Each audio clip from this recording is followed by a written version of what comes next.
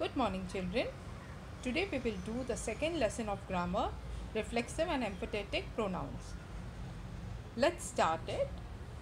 We will today understand what do you mean by reflexive and empathetic pronoun. In this video, we will just do the reflexive pronouns, so you will understand more better. Here you can see a picture. Okay. Now, when you look at the picture, it's written there, Rajesh is looking at Renu. It means that one person is looking at the other person. So the person who is looking becomes the subject and the person whom he is looking becomes the object. Now, Renu is looking at herself in the mirror. Now here, can you see anybody else here? But you can see the subject and the image of that person itself, right? So now when I read, just try to understand what does these two sentences mean. In the first sentence, the subject Rajesh and the object Renu are two different people. In the second sentence, the object herself of the sentence refers to the same person mentioned as the subject Renu of the sentence. Pronouns like herself, himself, and so on are called reflexive pronouns. You know what are pronouns, right? The words used instead of nouns are called as pronouns. Like if it is a boy, you say him, his, himself, isn't it? Reflexive pronouns are used when the subject and the object of a verb in the sentence are the same.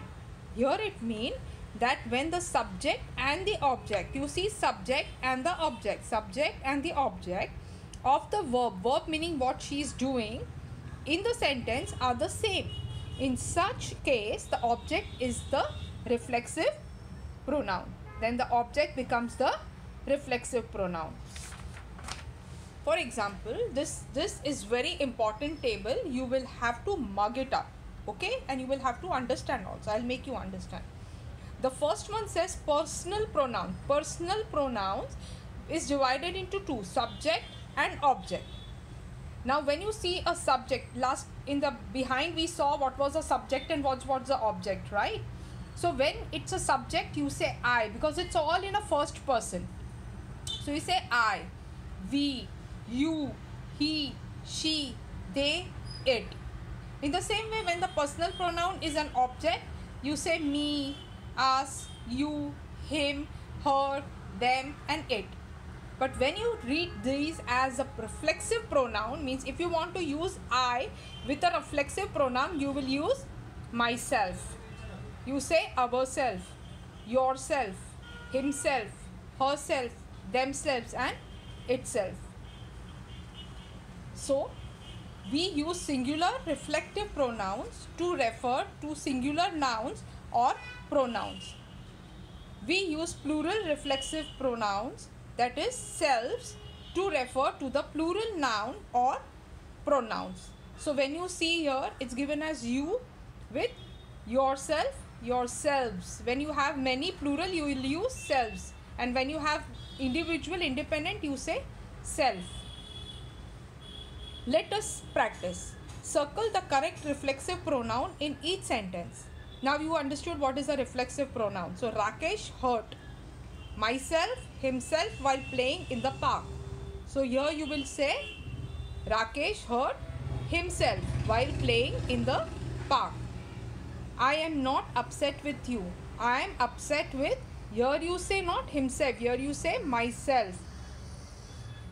Because it is I, isn't it? So you use myself. It is a boy, Rakesh here. So it becomes himself. Tejas fell off the bicycle. Luckily, he did not injure yourself or himself. Here it becomes himself. Are you talking to me or are you talking to yourself, right?